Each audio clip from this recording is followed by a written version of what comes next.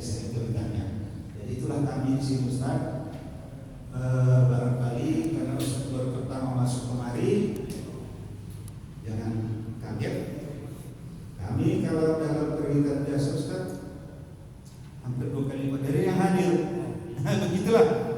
Kami sudah menghimbau bahwa perintah itu cuma sunnah, kalau ini wajib, kan gitu Ustaz. Kalau itu wajib. Tapi himbauan seperti saya sampaikan, barangkali seperti inilah. Syukur alhamdulillah ini cukup banyak hadir Pak Seniman yang berilah ini. Nah, mudah-mudahan ke depannya setiap pengajian itu lebih banyak hadir daripada pemerintah. Tapi kami juga sudah himbau dua-duanya dua-duanya ramai, pemerintah juga ramai, apalagi pengajian lebih ramai. Jadi kayak mau nanti kita Ustaz memberikan tausiah kepada kami pada hari ini, kami siap untuk menerima. Cuma mohon nanti sebagaimana biasa di penghujung dari pengajian kita ini Ustaz sediakan waktu kita tanya jawab beberapa pertanyaan barangkali. Itu dengan tidak memperpanjang waktu, kami persilakan kepada Ustaz untuk menyampaikan tausiahnya. Silakan. Bismillahirrahmanirrahim. Assalamualaikum warahmatullahi wabarakatuh.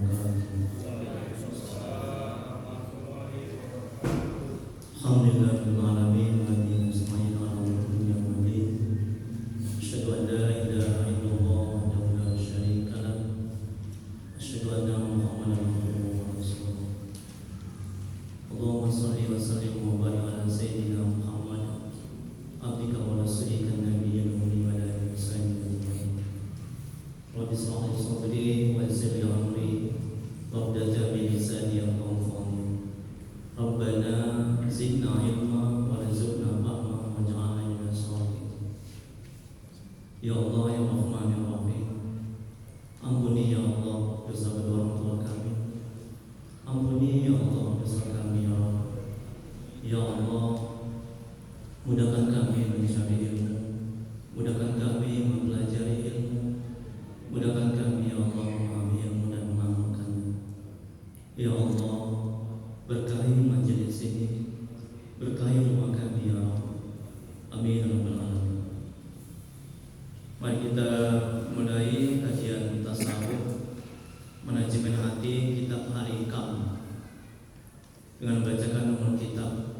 Adapun pahalanya yang diajarkan Nabi Muhammad SAW kepada sahabat-sahabatnya, kemudian kepada tabi'in, tabi'in, untuk Syekh Abdul Qadir Al-Jailani, untuk Syekh Imam Ibnu Athaillah As-Sakandari, untuk guru-guru kita, kedua orang tua kita, serta untuk niat kita masing-masing, dan untuk kaum muslimin dan muslimat pada umumnya. Al-Fatihah.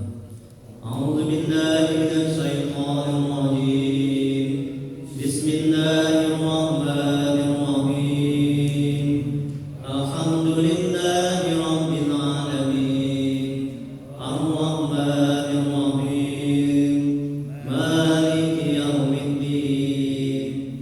Iyyaka na'budu wa iyyaka nasta'in. Ihdinas siratal mustaqim. Siratal ladzina an'amta 'alaihim ghairil maghdubi 'alaihim waladdallin. Amin. Ilayya anta mansuri wa ridwaka manqumi. Ya Allah, Engkau yang kami tuju, ridwamu yang kami cari. Bapak jemaah pengajian rahmatnya Allah Subhanahu wa taala. Kitab Al-Hikam ini kitab yang sangat terkenal. Al-Hikam, hikmah-hikmah. Jadi lebih kurang hampir 300 hikmah. Dan bahasanya sangat bagus sekali. Sampai-sampai ulama tasawuf memuji kitab Al-Hikam ini. Kalau nggak boleh sholat pakai bahasa Al-Hikam ini, hikmah ini, tentunya aku akan menggunakan hikmah-hikmah yang ada di akhir kami ini. Kalau boleh, tapi tidak boleh harus pakai Al-Quran. Dan kitab ahli kami ini adalah induknya kitab tasawuf, bapaknya kitab tasawuf. Jadi mengkaji tentang hati, mengkaji bagaimana supaya kita bisa dekat kepada Allah, bagaimana supaya kita bisa mengenal Allah, mengkaji tentang penyakit-penyakit hati, mengkaji bagaimana supaya kita bisa khusyuk dalam beramal ibadah, supaya hati kita tenang. Kemudian kitab ini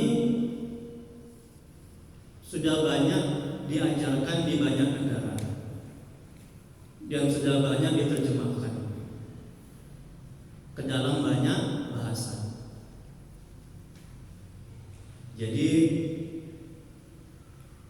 sangat bagus sekali, sangat baik sekali bagi orang yang ingin mendekatkan diri kepada Allah dan ingin mengenal Allah dan ingin membersihkan hatinya dan ingin mengetahui penyakit-penyakit hatinya dan obatnya.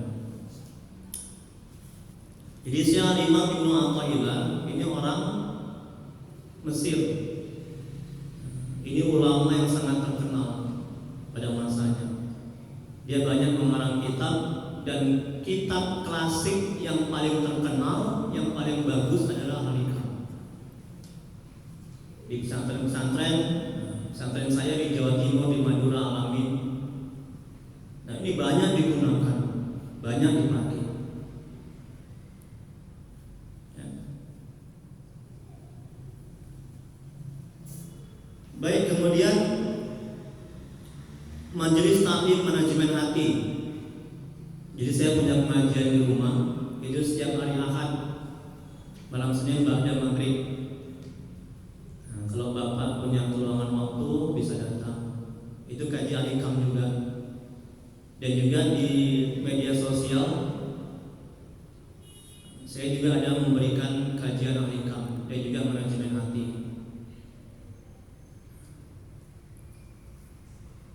Ustadz Triwidya Sandika SSM HUM.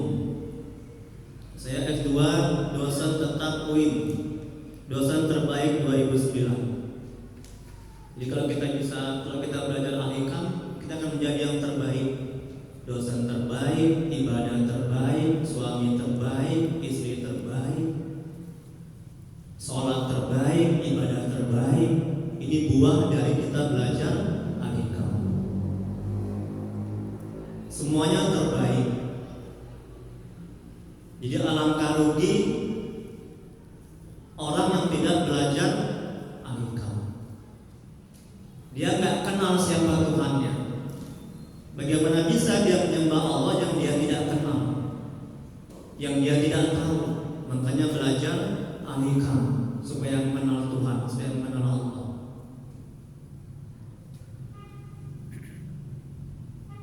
Kemudian santri Al-Amin Madura mengajar Al-Quran, tasawuf, manajemen hati, tauhid, fikih, ruqyah, muhasabah dan bahasa Inggris.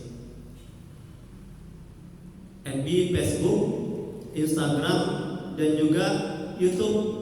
Silakan like, share, dan subscribe. Ini saya juga masukkan ke YouTube untuk dakwah. Nah, jadi nama YouTube-nya YouTube Triwidya Sandika Official. Di alamat saya, alamat Jalan Ampera, nomor 75 di samping PRSU Tapian Daya. Jadi nggak jauh dari sini. Jadi alhamdulillah, terima kasih kepada kenajiran, kepada Ustadz, pada bapak-bapak yang telah mengundang saya sehingga saya bisa silaturahim. Jadi di Jalan Karya Masjid Al-Fajar itu saya juga ngisi setiap hari Minggu, setiap hari, setiap hari Sabtu pada subuh. Ini Al-Hikam juga. Di Bumi Asri juga begitu, setiap hari Jumat. Itu sudah lama, lebih kurang sudah ada 2 tahun. Kaji Alikam juga di komplek Bumi Asri Jalan Asrama. Ini kajian Alikam juga. Jadi kalau orang yang belajar Alikam hidupnya jauh lebih tenang. Ada nggak ada duit, tenang hati.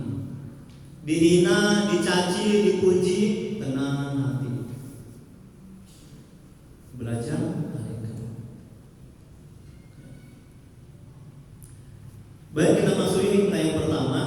Syekh Imam Ibnu Athaillah Sakandari. Udah dapat semua Pak kertasnya? Jadi saya kalau mesti pengajian saya kasih begini materi. Supaya apa? Supaya tidak lupa. Karena ilmu itu mesti dicatat. Betul Ustaz?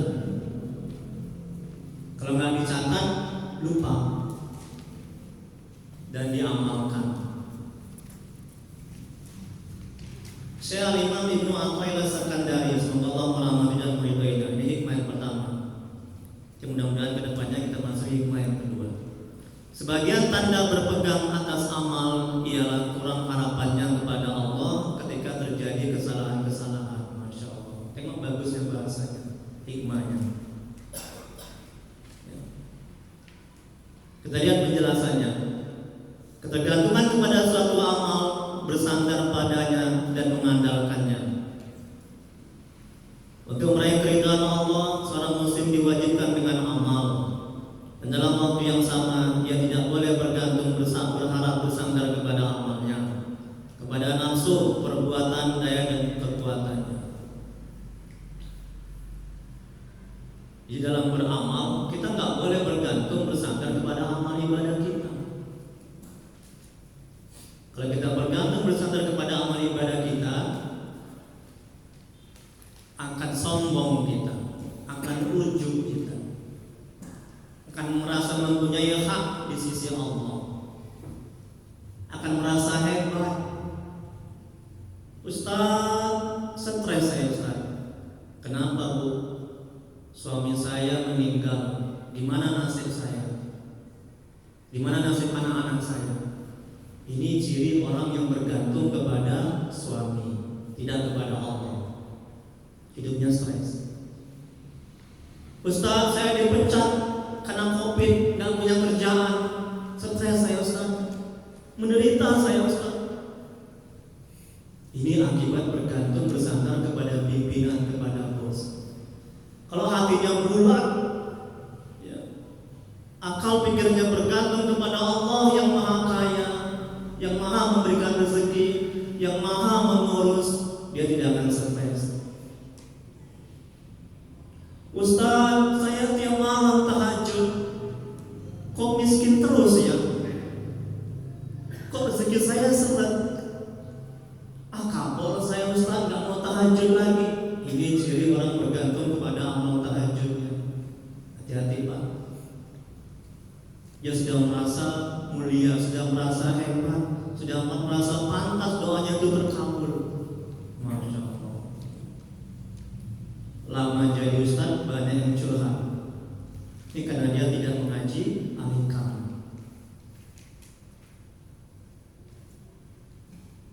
Kemudian berikutnya, dan hanya boleh bergantung, berharap dan bersandar kepada Allah, kepada rahmat karunia, pertolongan Allah, petunjuk Allah, pemberian Allah. Hal ini dimaksudkan agar ia dapat sampai kepada keridhaan Allah. Keridhaan Allah yang kita cari. Betul Pak? Amal ibadah apapun, itu bukan keridhaan manusia. Bisa dekat kepada Allah dan mengenal Allah. Dia hanya boleh bergantung kepada Allah, kepada rahmatnya, kepada karunia-Nya, kepada bantuannya, kepada pertolongannya. Kalau dia mau selamat dunia akhirat, kalau dia mau mendapatkan ridha Allah. Masya Allah. Kemudian berikutnya, betapapun seorang hamba telah melaksanakan suatu amal yang tidak dapat menunaikan hak Allah, apa yang mesti kita sombongkan? Apa yang mesti kita hebatkan? Betapapun banyak amal ibadah kita, tahajud kita, sedekah kita, ya. kita belum sempurna menunaikan hak Allah dan tidak dapat melakukan kewajiban untuk mensyukurinya. Firman Allah dalam Al-Quran yang artinya sekali-sekali tidak, manusia itu belum melakukan apa yang diperintahkan Allah kepadanya. Quran Surah Al-Abasa ayat 23. Sekali-sekali tidak, manusia itu belum melakukan apa yang diperintahkan. Jadi nggak ada apa-apanya Pak amal ibadah kita ini. Kalau sudah begitu tawadu, rendah hati, dia tidak akan memandang orang sebelah mata. Dia tidak akan merasa pantas masuk surga. Dia tidak akan merasa pantas doanya terkabul karena jauh dari kesempurnaan. Masya Allah. Ya.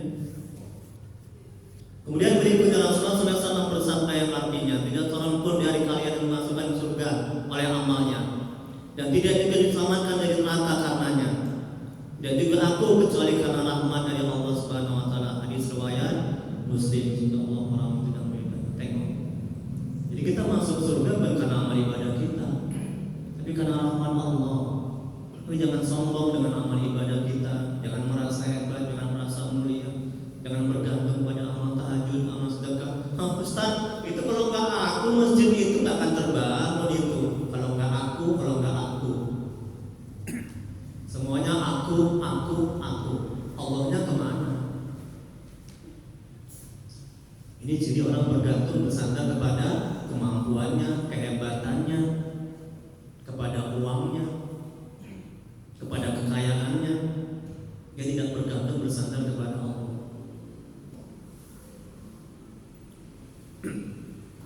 Kemudian berikutnya, bila seorang hamba paham dan sadar bahwa ia bisa beramal ibadah karena atas izin Allah, dia yang menghendakinya, Allah yang menghendakinya. Kita beribadah karena atas izin Allah, Allah yang menghendaki, yang menggerakkan hati kita, memberikan kekuatan dan kemampuan kepada kita. Dia tidak akan bergantung. Ingat itu Pak. Kalau nggak atas izin Allah, kehendak Allah, kita nggak bisa beramal ibadah. Betul? Kita nggak bisa sampai kemari mengaji. Betul? Kalau Allah nggak menghendaki, ini semua karena kehendak Allah. Ia tidak akan bergantung, bersandar dan berharap kepada amalnya. Ia akan bisa ikhlas dalam beramal dan tidak menginginkan surga dan dijauhkan dari api neraka dalam menjalankan amal ibadah. Jadi orientasinya tidak surga, orientasinya tidak takut neraka dalam beramal ibadah, tapi orientasinya mengharap ridha Allah. Kemudian berikutnya, ciri bergantung kepada Allah adalah harapannya untuk meraih ridha Allah, dekat dan mengenal Allah, tidak berkurang ketika dia jatuh dalam kemaksiatan. Tengok, ketika dia tergelincir ke dalam maksiat dan dosa, harapannya untuk meraih ridha Allah itu tidak akan berkurang. Ustaz, nggak semangat saya hidup Ustaz. Nah Bapak, taat maksiat, taubat, gitu-gitu aja Ustaz, nggak semangat. Ini akibat dia bergantung bersandar kepada amalnya. Kalau dia bergantung kepada Allah, ketika dia tergelincir ke dalam maksiat dan dosa, dia cepat kembali kepada Allah. Dia bertobat, dia tetap semangat. Dan begitu juga ketika dia dalam ketaatan, banyak ketaatannya, tidak meninggi harapnya untuk meraih ridha Allah. Baik dalam maksiat maupun taat sama saja. Masya Allah. Tengok tuh Pak. Ini bahaya kalau tidak dipelajari, kalau tidak diamalkan. Kita akan bisa putus asa dalam beramal. Kita akan merasa ujub, merasa mulia, merasa bangga, merasa sudah pantas masuk surga. Kemudian berikutnya, atau rasa takutnya tidak bertambah besar ketika dia tidak ingat Allah. Juga harapannya tidak akan bertambah ketika dia mengingat Allah. Rasa takut dan harapnya selalu seimbang. Tengok ini kan, takut dan harap, khauf dan roja itu seimbang, sama. Ya. Tetap dia harapkan ridha Allah. Kemudian berikutnya, apabila kita melakukan suatu dosa atau ketinggalan suatu wirid yang rutin, kemudian kita merasa jauh dari rahmat Allah atau kasih sayang Allah, ini menunjukkan kita berpegang dan bergantung kepada suatu amal. Dia biasa rutin, habis sholat, dia berzikir. Satu kali dia ketinggalan zikir, tidak berzikir. Kemudian dia merasa malas, merasa gak semangat lagi untuk berzikir, merasa sudah Allah tuh sudah kayak marah atau meninggalkannya. Ini ciri-ciri bergantung bersandar kepada Allah. Ya.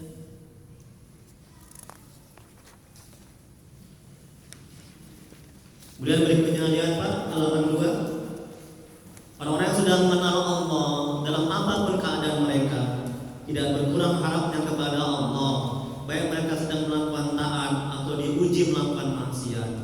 Harap mereka kepada Allah tetap sama, karena mereka tidak berpegang dan bergantung kepada amal.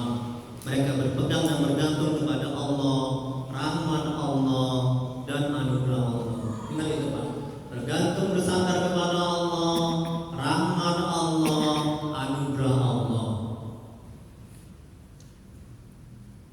Enak Pak hidup ini Pak, merdeka jiwa kita, hati kita.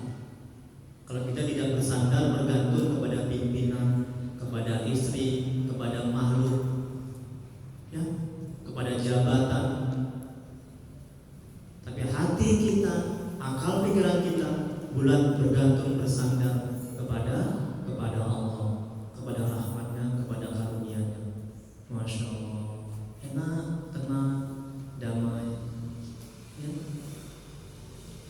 Kemudian berikutnya, jangan kita bergembira karena sudah mengerjakan amal ketaatan, tapi bergembiralah karena Allah menganugerahkan rahmat-Nya sehingga kita bisa beramal. Kalau kita bergembira karena ketakwaan kita, ini bertanda kita berpegang dan bersandar kepada amal. Ustaz, senang kali saya Ustaz, saya baru tahajud, saya baru sedekah, wah, gembira dia. Saya baru nolong orang, wah, gembira dia. Langsung timbul ujub, merasa mulia, merasa hebat. Ya. Dia menyadari itu perbuatan dia, usaha dia kesampingkan Allah. Masya Allah. Dia gak tahu dia bisa sedekah itu karena Allah gerakkan hatinya sehingga dia bisa sedekah. Dia bisa bersedekah karena atas izin Allah, kehendak Allah. Dan pada hakikatnya uang yang dia punya itu uang Allah, punya Allah, bukan punya dia. Dia hanya sebagai tempat perantara sampainya nikmat buat orang lain. Dia semacam keran, ya Pak ya, semacam keran. Kalau itu kita sadari, kita nggak akan merasa ujub, merasa pernah berjasa.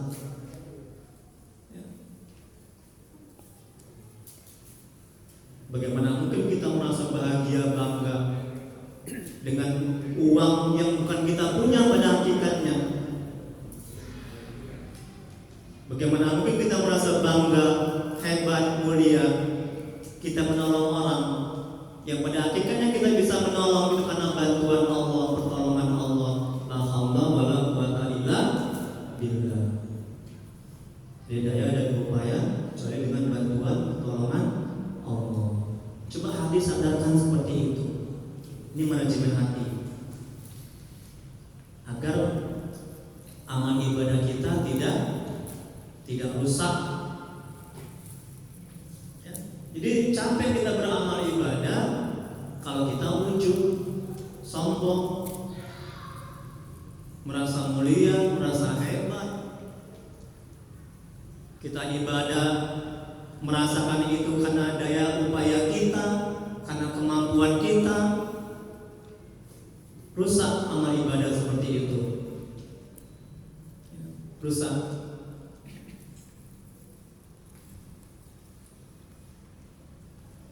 Firman Allah dalam Al-Quran yang artinya, katakanlah, hanya karena merasakan karunia rahmat Allah lah kamu boleh bergembira. Ini kata Allah.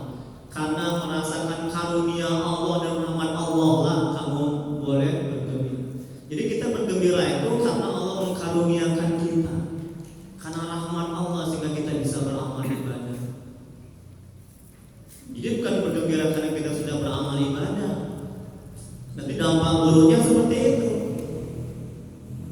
Ya, pengen dipuji, pengen disanjung, pengen dimuliakan, sudah merasa hebat, sudah merasa pantas masuk surga, memandang orang sebelah mata, ya, memandang orang hina, dialah yang mulia. Masya Allah. Kemudian yang terakhir, bergantung kepada Allah menyebabkan bersih dari penyakit hati. Tengok nih Pak, bersih dari penyakit hati. Ini salah satu cara untuk membersihkan hati, penyakit hati adalah jangan bergantung bersandar kepada amal.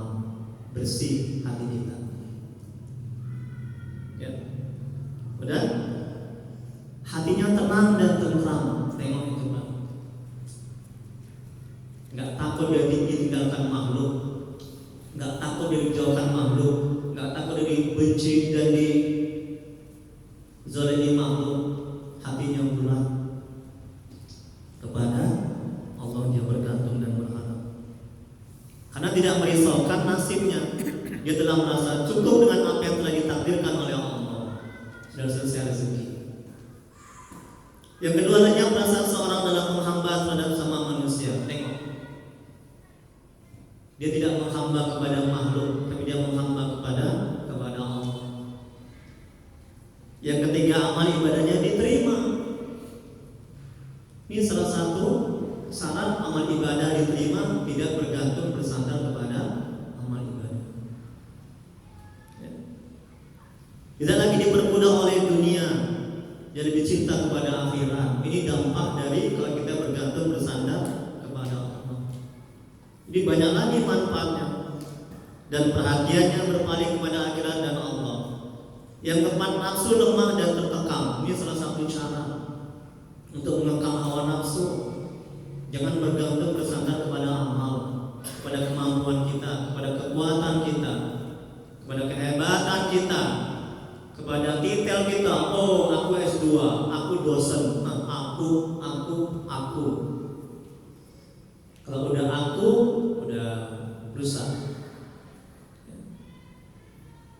Sudah merasa mulia, rusak amalnya. Jadi Allah, perbuatan Allah itu dikesampingkan. Nauzubillah.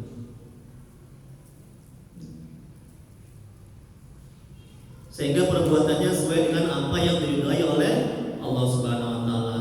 Maka kalam hikmah ini menjelaskan kepada kita bahwa tergantungan kepada amal adalah berkurangnya harapan menggapai ridha Allah, dekat kepada Allah, mengenal Allah ketika jatuh ke dalam maksiat dan dosa, kurang beradab terhadap Allah, serta merasa dirinya mempunyai hak-hak di sisi Allah. Tengok itu kan, merasa punya hak di sisi Allah, merasa pantas masuk surga, merasa pantas doanya dikabulkan.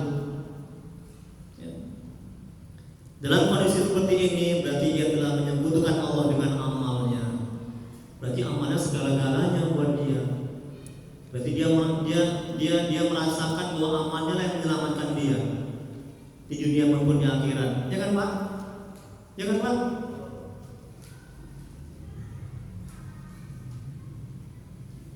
Dalam kondisi seperti ini berarti ia telah menyebutkan Allah dengan amalnya dan kebodohannya sungguh tampak nyata. Jadi kalau hikmahnya Syekh Imam Ibnu Athaillah Sakandari, dia mengatakan sebagian tanda berpegang atas amal ialah kurang harapannya kepada Allah ketika terjadi kesalahan-kesalahan.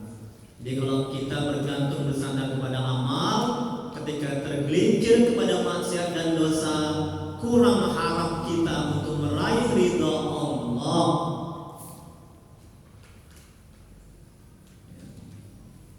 Untuk meraih rahmat Allah.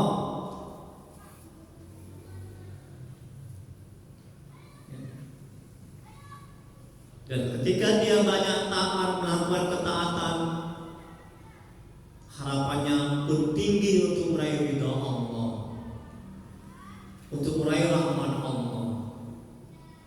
Ini yang tak benar.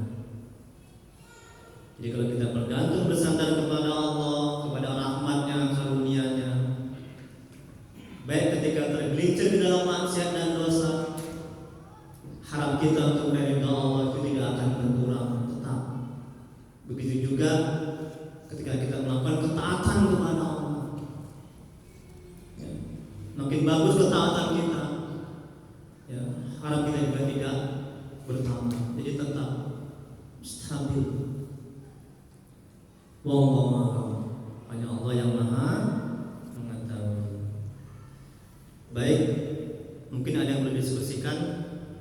Tapi kalau saya nggak bisa jawab, insya Allah pertemuan berikutnya saya buka lagi kitab. Silakan Pak.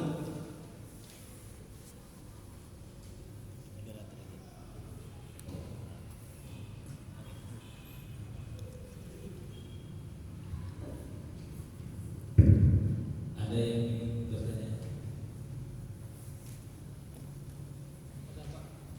Iya.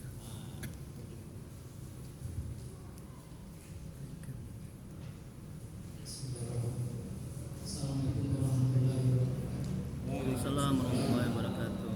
Ustaz, saya menanya, karena adalah mengenal Allah itu berarti kita kebetulan misalnya. Nah, bagaimana caranya kita mengenal Allah sementara Allah itu bersifat dasar manusia itu? Nah, kedua, bagaimana amal ibadah seseorang, contohnya sholat, kalau dia tidak mengenal Allah? Terima kasih.